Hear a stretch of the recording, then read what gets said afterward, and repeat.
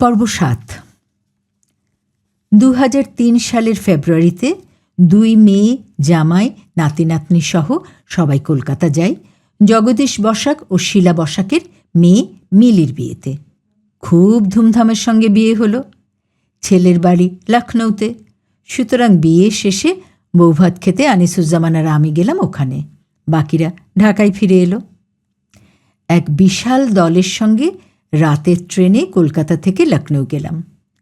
ওখানে ৪-৫ দিন থেকে আমরা দিল্লিতে গেলাম। সেখান থেকে আগ্রা হয়ে তাজমহল দেখে তারপর ঢাকায় ফিরলাম। বেড়াতে যাবার ঠিক আগে সাহিত্য প্রকাশ থেকে আনিসুজ্জামানের দ্বিতীয় স্মৃতিকথা কাল নিরবধি প্রকাশিত হলো এবং তা আমাকে উৎসর্গ করল।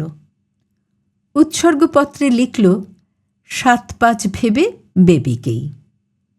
বন্ধুবান্ধবরা মজা করে বলল, আপনি জিজ্ঞেস করলেন না এত ভাবতে হলো কেন?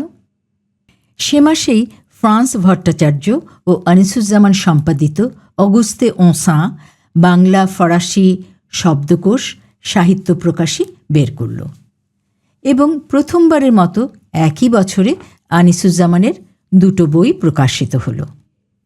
আনন্দরা আমেরিকা যাবার পর জামাইদের কাছ থেকে আমি কম্পিউটারের দীক্ষা নিলাম ওদের সঙ্গে যোগাযোগ রাখার জন্য। একদিন আনন্দ জানালো মে মাসে ওর সমাবর্তন হবে, আমি যেন আমেরিকায় যাই। আমি রাজি হচ্ছিলাম না। প্রথমত আনিসুজ্জামানকে একলা রেখে যাব, দ্বিতীয়ত টাকার চিন্তা, তৃতীয়ত একা একা যাব, এই সব ভেবে ও একদিন আমায় রুচির বাসায় নিয়ে গেল এবং গিয়ে দেখি সুচি আর সুমনও সেখানে আছে। রুচিকে বলল, তোমার আম্মাকে জিজ্ঞাসা করো কেন যেতে চাচ্ছে না। কারণগুলো বললাম। প্রথম কারণ শুনে রুচি এবং সুচি বলল, তোমাকে তো একলা রেখে আব্বা সবসময় বাইরে যায়, আর তুমি একবার গেলে কি হবে? তাছাড়া আমরা তো আছি, তোমার কোনো চিন্তা নেই। আনিসুজ্জামানও বলল, আমেরিকা থেকে তুমি মনিটর না করলেই আমি ভালো থাকব। দ্বিতীয় সমস্যার কথা বলতেই আমার 2 জামাই একসঙ্গে বলে উঠল, মা, আমরা থাকতে আপনি টাকার চিন্তা করছেন কেন? আর তৃতীয় সমস্যার কথা বলতেই মেয়েরা বলল, ছোট খালানা তোমাকে বলেছে গ্রাম থেকে মহিলারা একলা আমেরিকায় চলে আসছে আর তুমি পারবে না। শেষ পর্যন্ত যাওয়ার সিদ্ধান্ত নিলাম। বাসার নিরাপত্তার জন্য একজন মিস্ত্রি ডেকে বারান্দায় গ্রিল লাগাবার ব্যবস্থা করলাম। এই দেখে আনিসুজ্জামান সবাইকে বলল, গোটা বারান্দায় বেবি গ্রিল লাগিয়েছে যাতে ও আমেরিকায় থাকা অবস্থায় আমি নিচে পড়ে না যাই। সবাই হাসাহাসি করল। যাওয়ার আগে ভিসা অফিসে ইন্টারভিউর জন্য যখন উপস্থিত হই আনিসুজ্জামানও আমার সঙ্গে ঢুকল। ভিসা অফিসার ওকে ইংরেজিতে জিজ্ঞেস করল, ওয়ার ইউ? উত্তরে বলল, I happen to be her husband.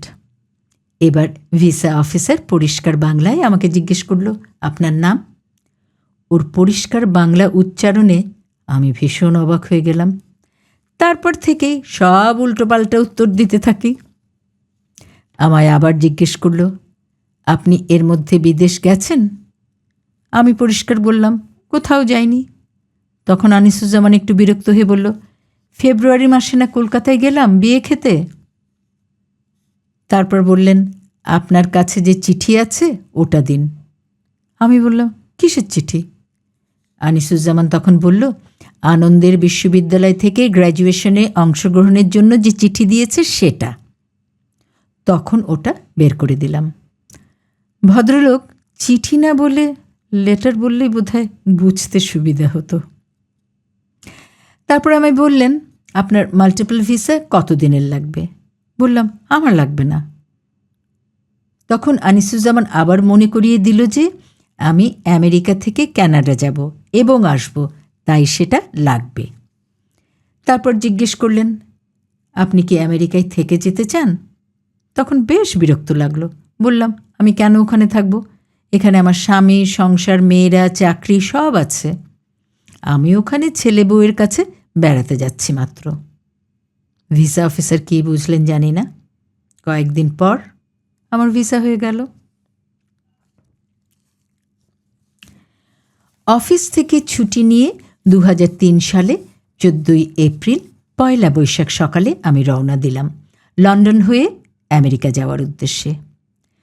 আনিসুজ্জামানের সঙ্গে আমার মেজ বোনের ছেলে আরশাদ আমাকে অভয় দিতে বিমানবন্দরে পৌঁছে দিল।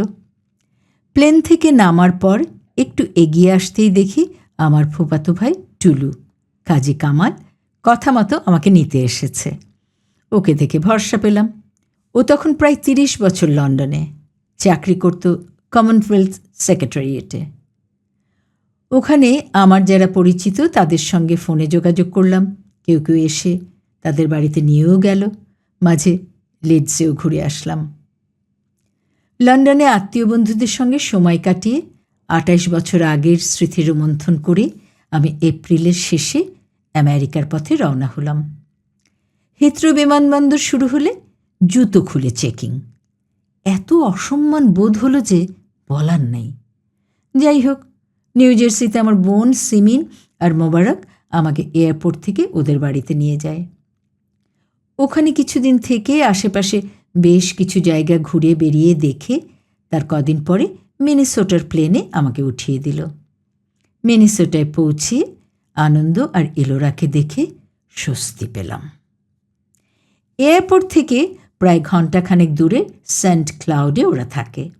ওদের অ্যাপার্টমেন্টটা ছোট হলেও আমার খুব ভালো লেগেছিল। ছিমছাম পরিবেশ, বাড়ির দুদিক থেকেই বাইরে বেরোনো যায়। ইলোরা কাজ করত আর আনন্দ পড়াশোনার পাশাপাশি ওর বিশ্ববিদ্যালয়ে কাজ করত। বিশ্ববিদ্যালয়ের বাইরে বৈধভাবে ওর কাজ করার সুযোগ ছিল না। ওদের ফ্ল্যাটের অন্যদিকে থাকতেন আরেক বাঙালি পরিবার, পঙ্কজবাবু, গ্লোরিয়া দি আর ওদের ছেলে অ্যান্থনি। এই পরিবারের কাছে আমরা চিরকৃতজ্ঞ। সেই বিদেশ বিভুঁয়ে ওনারা একেবারে বাবা মার মতো ওদেরকে আগলে রেখেছিল। যে কোনো প্রয়োজনে তারা এগিয়ে আসতেন। ভিন্ন ধর্মের মানুষ হলেও ঈদের দিন ঠিক মনে রেখে আনন্দ ইলোরাকে বাসায় ডেকে নিয়ে খাইয়েছেন। ওখানে থাকতে আমাকে নিয়ে একদিন বেড়াতে গেলেন। খেয়ে দিয়ে তাদের চার্চ দেখে বেশ রাত করে বাড়ি ফিরলাম। আনন্দ বা ইলোরা বাড়ি থেকে যে শেষ বের হতো সে আমায় যে কোনো একটা মলে নামিয়ে দিত, আর আমি অজানা অচেনা সব জায়গা ঘুরে ঘুরে দেখতাম। ভালো লাগলে কিনতাম। দুই জামাই মিলে আমাকে যথেষ্ট ডলার দিয়েছিল। রুচি যখন আমায় ফোন করে বাসায় পেত না, তখন একদিন রাগ করে বলেছিল, তোমায় এত টাকা দেওয়া ঠিক হয়নি, একদম বাসায় থাকতে পারছো না। মাঝে মাঝে আনিসুজ্জামানকে ফোন করতাম কেমন আছে জানার জন্য। ওর কথা মতো খুব বেশি মনিটর করতাম না। আমার ছোট বোন সিমিন নিউ জার্সি থেকে মিনেসোটায় এলো আনন্দর গ্র্যাজুয়েশন সেরিমনির 2 দিন আগে। ওকে নিয়ে আনন্দ আমাদের এয়ারপোর্টের কাছে মল অফ আমেরিকাতে নিয়ে গেল। পরে জানলাম এটা আমেরিকার সবচেয়ে বড় মল। আমি তো বটে, বহু বছর বিদেশ থাকা আমার বোন তা দেখে ভগ্নিপতি মোবারককে বলল, মনে হচ্ছে গ্রাম থেকে এসেছি আমি। 5-6 দিন বেশ আনন্দে কাটল, গ্র্যাজুয়েশন এবং সেই উপলক্ষে নানা বাসায় দাওয়াত খেয়ে। ওখানে অনেক বাঙালি ছিলেন আর আনন্দ বেশ বড় বন্ধুচক্র তৈরি করেছিল। সে যাই হোক, কদিন পর সেখান থেকে আমি, সিমিন আর আনন্দ আবার ফিরলাম নিউ জার্সিতে। মোবারক সে যাত্রায় আমাদেরকে নিয়ে পেনসিলভেনিয়া, নিউ ইয়র্ক, ওয়াশিংটন একে একে সব ঘুরিয়ে আনলো।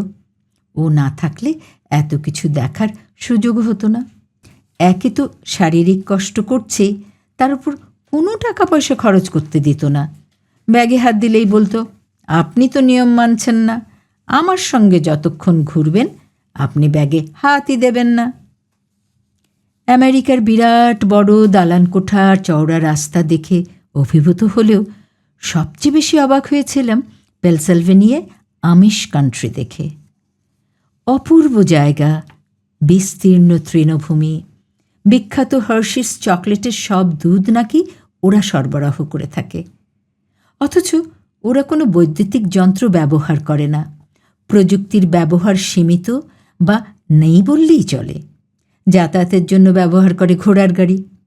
আমি একজন মহিলার সঙ্গে ছবি তুলতে গেলাম, তাতে তিনি রাজি হলেন না। আমেরিকার মতন দেশে এরকম একটা জায়গা থাকতে পারে তা অবিশ্বাস্য। যাই হোক, সব জায়গায় বন্ধু আত্মীয় স্বজনের সঙ্গে ঘুরে খেয়ে থেকে কদিন পর আমি আর আনন্দ আবার ফিরে এলাম সেন্ট ক্লাউডে। বেশ কিছুদিন সেখানে থেকে এবার গেলাম কানাডাতে, ভাইয়ের বাসায়। বাবু তখন কানাডায় না থাকলেও তার স্ত্রী ঝিনুকের কল্যাণে আমার কোনোই অসুবিধা হলো না। ছোট 2 ছেলে মেয়ে সহ আমাকে নিয়ে নায়াগ্রা ফলসে ঘুরিয়ে আনলো। ওখানে থাকতে একটা অদ্ভুত ঘটনার সাক্ষী হলাম। বাসার সামনে একটা ফাঁকা জায়গা ছিল। 3 দিনের মধ্যে দেখলাম সেটা একটা পরিপূর্ণ পার্কে রূপান্তরিত হলো। ঘাস লাগানো হলো, চারিদিকে পাথর দিয়ে হাঁটার ব্যবস্থা হলো, লাগানো হলো গাছপালা, বসার জন্য বেঞ্চ। নিজের চোখে না দেখলে বিশ্বাস করা যেত না যে এত দ্রুত এরকম একটা পার্ক বানানো যায়। পরিকল্পনা ছিল কানাডা থেকে নিউ জার্সি হয়ে আবার সেন্ট ক্লাউডে যাব, আনন্দের সঙ্গে আবার কদিন থেকে তারপর নিউ জার্সি হয়ে ঢাকা ফিরব। কিন্তু কানাডা থেকে নিউ জার্সি পৌঁছানোর পর খবর পেলাম আনিসুজ্জামানের হার্ট অ্যাটাক হয়েছে। আমি আর দেরি না করে ওখান থেকেই ঢাকা আসার সিদ্ধান্ত নিলাম। আনন্দের থেকে বিদায় নেওয়ার আর সুযোগ পেলাম না।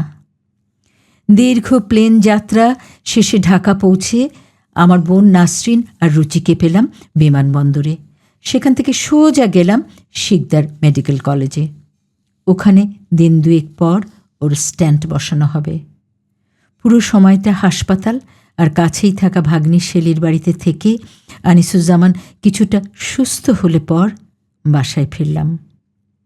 বাসায় ফেরার পর বাড়ির অবস্থা দেখে পরিষ্কার বুঝতে পারলাম ওর কদিন অনেক কষ্ট হয়েছে। একদিন নাকি ড্রাইভার রান্নাও করেছে। সুচি বলল, তুমি আর কদিন পরে আসলে দেখতে বুয়াও গাড়ি চালাচ্ছে। এরপর আমি আর ওকে একা রেখে কোথাও কোনোদিন যাইনি। আনিসুজ্জামান 2003 সালের জুন মাসে ঢাকা বিশ্ববিদ্যালয়ে বাংলা বিভাগের অধ্যাপক পদ থেকে এবং আমিও ব্যবসা প্রশাসন ইনস্টিটিউটের সহকারী গ্রন্থাগারিকের পদ থেকে অবসর গ্রহণ করি। তবে আনিসুজ্জামান পরে 2005-এ সংখ্যাতিরিক্ত অধ্যাপক হয়। আমার ধারণা ছিল আমরা দুজনেই অবসর গ্রহণের পর ছবি, নাটক, টিভি দেখব, গান শুনব, আত্মীয় স্বজনের বাসায় যাব। কিন্তু তার আর কিছুই হলো না। বরং আমাদের দুজনের কাজের চাপ আরও বেড়ে গেল।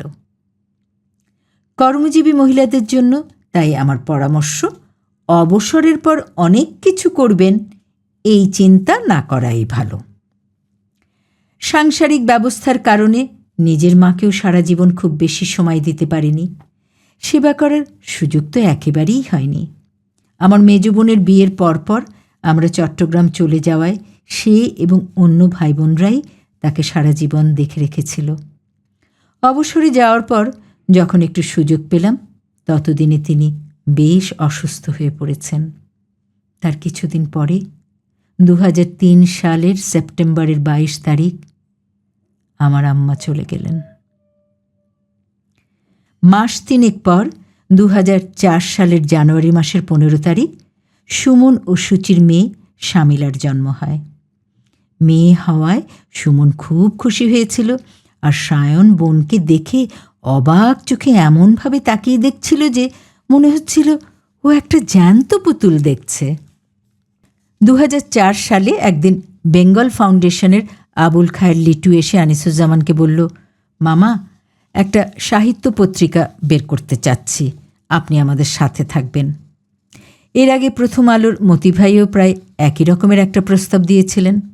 আনিসুজ্জামান তাই একটু দ্বিধাগ্রস্ত ছিল। তবে শেষ পর্যন্ত দুজনের সঙ্গে কথা বলে সিদ্ধান্ত নিল লিটুর পত্রিকা কালি ও কলমের সম্পাদক মণ্ডলীর সভাপতি হিসেবে যোগ দেবে। জীবনের শেষ পর্যন্ত সেখানেই থাকল। শুরুতে বেঙ্গলের আরেক পত্রিকা ত্রৈমাসিক শিল্প পত্রিকা যামিনীর সম্পাদক মণ্ডলীর সভাপতিও হল। বেঙ্গল ফাউন্ডেশনের ট্রাস্টিও হলো সেই সময়। 2004-এর শেষ দিকে আনন্দ দেশে ফেরার সিদ্ধান্ত নেয়। ইতিমধ্যে সে MBA শেষ করে প্রায় 1 বছর US ব্যাংকে কাজ করেছে। ফিরে আসার আগে লাস ভেগাস ঘুরতে গেল। এই শুনে আনিসুজ্জামান মজা করে অন্য দিনের সম্পাদক মাজারকে বলল, আনন্দ মনে হয় সব টাকা পয়সা উড়িয়ে আসবে। আনন্দর উপর মাজারের প্রবল আস্থা। ও বলল, আমি আনন্দকে যতটা চিনি ও খুবই ভারসাম্যপূর্ণ ছেলে।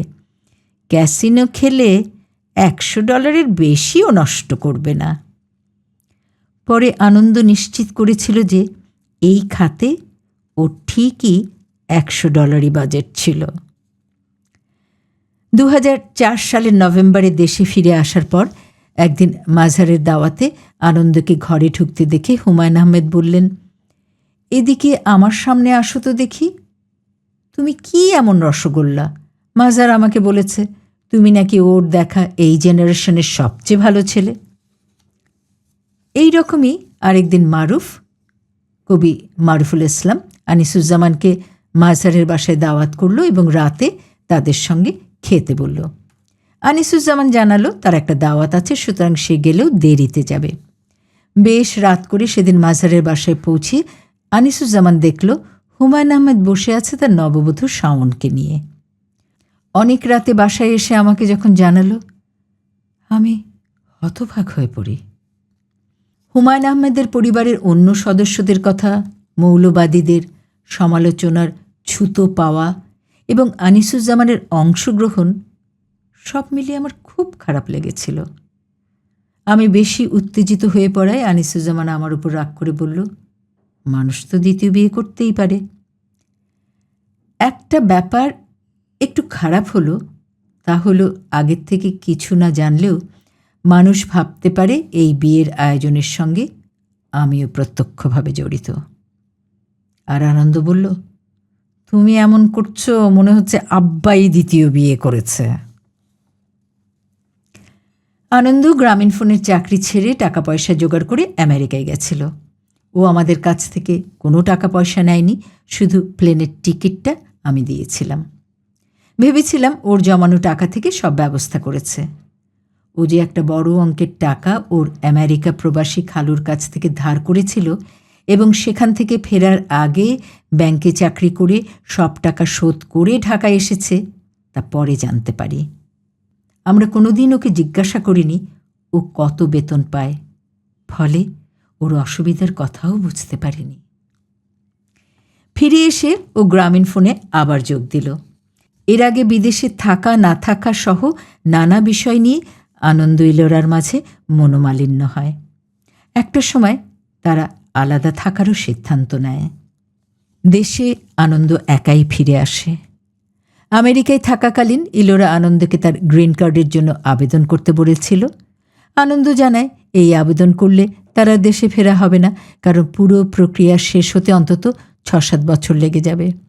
বলেছিল কখনো এদেশে আসার ইচ্ছে হলে তখন সে আবেদন করবে। সে এখনও তাই বিশ্বাস করে। আনন্দর খালুও ওকে খুব বোঝানোর চেষ্টা করেছিল। আমেরিকার এই বেটার লাইফ সে বাংলাদেশে পাবে কিনা জিজ্ঞেস করে আনন্দ বলেছিল, এটা তো বেটার লাইফ নয় খালু, বেটার লিভিং। 2004 ডিসেম্বরে আমরা কুয়াকাটা গেলাম। আনন্দ দেশে ফিরে আবার সকলে মিলে ঘুরতে যাবার উদ্যোগ নিল। তবে রুচির বাচ্চারা বেশি ছোট বলে তারা এই দীর্ঘ যাত্রার পরিকল্পনা বাদ দিয়ে কক্সবাজার গেল।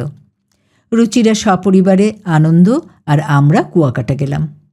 পরের শীতে ইলোরা, সুচিরা সহ 2001 মতো সবাই মিলে একসঙ্গে কক্সবাজার গেলাম। ফেরার সময় সুচিরা 2 দিন বেশি থাকলো আর বাকিরা চট্টগ্রাম হয়ে ঢাকায় ফিরে আসলো। অবসরে চলে যাবার পর আমরা 30 জুন 2005 পর্যন্ত বিশ্ববিদ্যালয় বাড়িতে থাকার সুযোগ পাই এবং পুরো সময়টাই কাজে লাগাই। সবাই পরামর্শ করে প্রথমে বিশ্ববিদ্যালয় কাছাকাছি ধানমন্ডিতে বাসা ভাড়া নেবার কথা, তাই ভাবি। কিন্তু পরে চিন্তা করে দেখলাম আনিসুজ্জামান ততদিনে যামিনী এবং কালি ও কলমে যোগ দিয়েছে। সপ্তাহে 2 বার বিমানবন্দরের কাছে অফিসে যেতে হয়। দ্বিতীয়ত আনন্দের গ্রামীণ ফোনের অফিস গুলশানে। তৃতীয়ত আনিসুজ্জামানের অনেক বন্ধুবান্ধব গুলশানে থাকেন এবং আমার ভাই বোনরাও সবাই ওই দিকে থাকে। সব ভেবে আনন্দ তার অফিসের কাছেই একটা বাসা খুঁজে বের করল। 1 জুলাই 2005 সালে আমরা বিশ্ববিদ্যালয় বাড়ি ছেড়ে ওদিকে চলে এলাম। সেই থেকে গত 15 বছর গুলশানেই আছি। তবে এখন পর্যন্ত 3বার বাসা বদল করতে হয়েছে। প্রতিবারই বাড়িওয়ালার অনুরোধেই আমরা বাসা ছাড়ি। যাই হোক, প্রায় 20 বছরের বাড়ির সব জিনিসপত্র যতটা সম্ভব গুছিয়ে ওই দিন সন্ধ্যাতেই আবার আমরা বিয়ে খেতেও গেলাম। এর কিছুদিন পর কলকাতার রবীন্দ্রভারতী বিশ্ববিদ্যালয় আনিসুজ্জামানকে ডিলিট প্রদান করে। আমরা সবাই খুব খুশি হলাম। তবে চট্টগ্রামের ওর পুরনো ছাত্রছাত্রী সহকর্মীরা এতই উচ্ছ্বসিত হলো যে তারা এক বিশাল সম্বর্ধনার আয়োজন করে। তাতে অংশ নিতে আমি আর আনিসুজ্জামান চট্টগ্রামে যাই। অনুষ্ঠানের দিন সুমন আর আনন্দ আমাদের চমকে দেবার জন্য না বলেই চট্টগ্রামের উদ্দেশ্যে যাত্রা করে। তবে রাত্রে আমাদের সঙ্গে ফিরবে বলে যাকে ট্রেনের টিকিট কাটার দায়িত্ব দেওয়া হয়েছিল, অসাবধানতায় আমরা তা জেনে ফেলি। বিকেলে অনুষ্ঠান শেষে রাতের ট্রেনে আমরা 4 জন ঢাকার পথ ধরি। বাড়ি বদলের পরপরই আনিসুজ্জামানের চিকিৎসার প্রয়োজনে আমরা সিঙ্গাপুর যাই লিটুর সৌজন্যে। আমারও কিছু টেস্ট করা হলো, তবে টেস্টের টাকাগুলো বিফলে গেছে। আমার তেমন কোনো সমস্যা ধরা পড়েনি। ওখানে গিয়ে দেখি লিটু একটা বিশাল সার্ভিস অ্যাপার্টমেন্ট ভাড়া করেছে। সেখানে হেলু আপা, লিটুর আম্মা আর সুপ্তি ওদের বোন ছিলেন আগে থেকেই। থাকার পাশাপাশি খাবারের ব্যবস্থাও ছিল। দেশ থেকে আপা যা রান্না করে নিয়ে গেছিলেন তাই দিয়ে আমরা 3-4 জন তো খেতামই, আবার অনেক মেহমানদারিও করতেন আপা সুদূর বিদেশে বসে।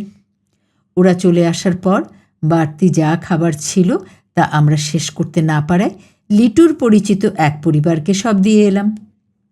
আপা যে কী সুস্বাদু রান্না করতে পারেন আর খাওয়াতে ভালোবাসেন তা কেউ ওর স্পর্শে না এলে জানতে পারবে না। সিঙ্গাপুর থেকে ফিরে এসে আবার বাড়ি গোছানোর কাজে লেগে গেলাম। প্রথমে ছবিগুলোর ব্যবস্থা করে নিয়ে তারপর বই গোছানোর কাজে মন দিলাম। গ্রন্থাগারের কাজে অভিজ্ঞ একজনকে পেলাম আর 2007 থেকে আমাদের সঙ্গে থাকা নিত্যসঙ্গী মঈনুদ্দিনের সাহায্যে বইপত্র সব গুছিয়ে ফেললাম। মাইনু আসার পরপরই নানা অসুবিধা সত্ত্বেও ওকে ক্লাস 2তে ভর্তি করে দিয়ে ওর পড়াশোনা চালিয়ে গেছি। এখনও ও আমাদের সঙ্গেই আছে আর অ্যাকাউন্টিংয়ে অনার্স নিয়ে AKM রহমতুল্লাহ বিশ্ববিদ্যালয়ে পড়ছে। একদিন বিচারপতি হাবিবুর রহমান শিলি ভাই এসে আনিসুজ্জামানের কাছে একটা বইয়ের খোঁজ করলে মাইনেও সবার আগে সেটা বের করে দিল। ওর পারদর্শিতায় শিলি ভাই দারুণ খুশি হলেন। 2007 সালে আনিসুজ্জামানের 70তম জন্মদিন বেশ বড়ভাবেই উদযাপিত হলো। পারিবারিকভাবে পালনের ইচ্ছে থাকলেও লিটু ও বেঙ্গল ফাউন্ডেশনের উদ্যোগে শেষ পর্যন্ত বেশ ঘটা করেই তা পালন করা হলো।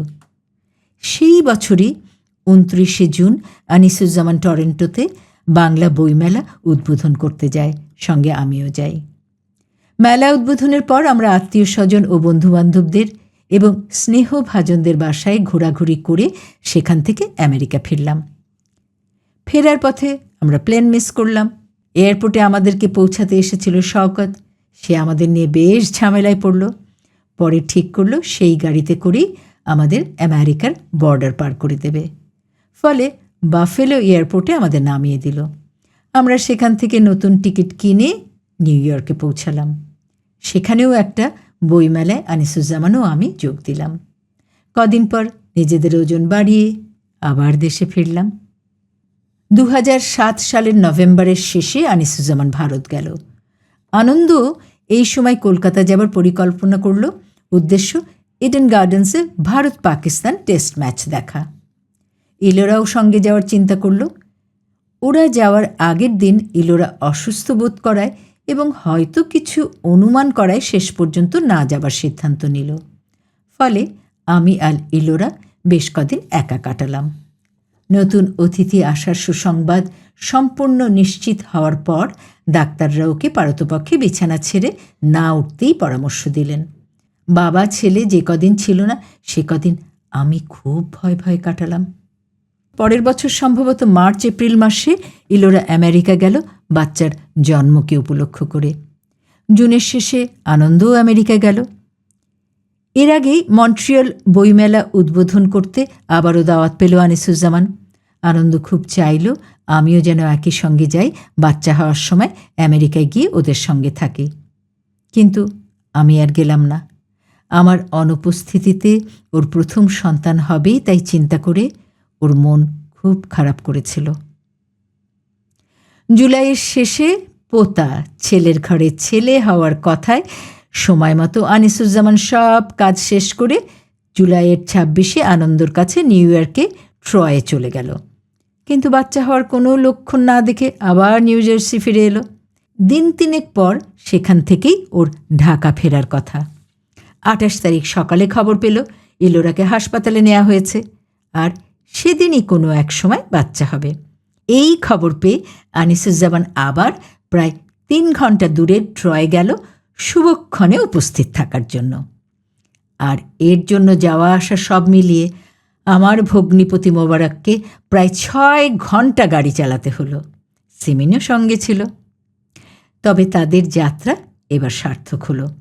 ওরা পৌঁছাবার কিছুক্ষণ পর রাত 9টার কিছু পরে সাম্যর জন্ম হলো। অনেক রাতে নিউ জার্সি ফিরে একদিন পর আনিসুজ্জামান ঢাকার পথে রওনা হলো। কিছুদিন পর ইলোরাদের রেখে আনন্দ ঢাকায় ফিরে এলো। এই বছরে পরপর বেশ কয়েকটা ভালো খবর পেয়েছিলাম আমরা। 29শে জুন এমেরিটাস অধ্যাপক পদে ঢাকা বিশ্ববিদ্যালয়ে নিয়োগ পেল আনিসুজ্জামান। আমার মনে হয়েছিল এই অর্জনে ও সবচেয়ে বেশি খুশি হয়েছিল। ডক্টর মোহাম্মদ শহীদুল্লাহর পরে বাংলা বিভাগের দ্বিতীয় শিক্ষক হিসেবে এই প্রাপ্তি তাকে খুব গৌরবান্বিত ও আনন্দিত করেছিল। এর পরপরই একদিন জানালো বিশ্বভারতী বিশ্ববিদ্যালয় থেকে ওকে ভিজিটিং ফেলো করেছে 2008-9-এর।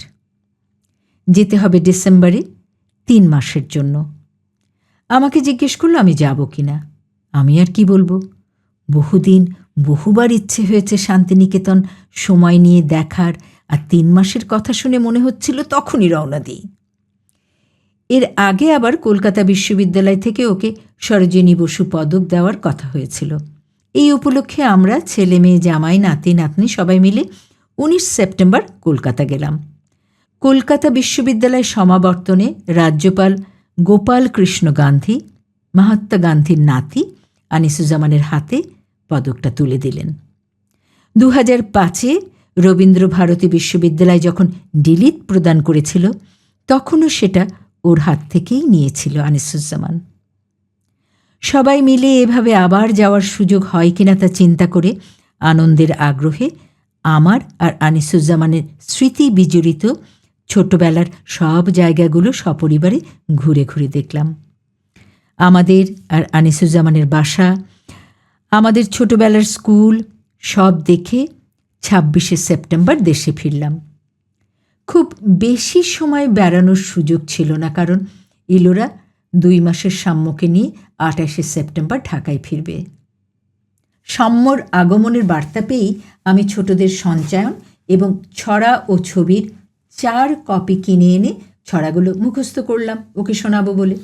মাঝে মাঝে শোনাতামও তাকে।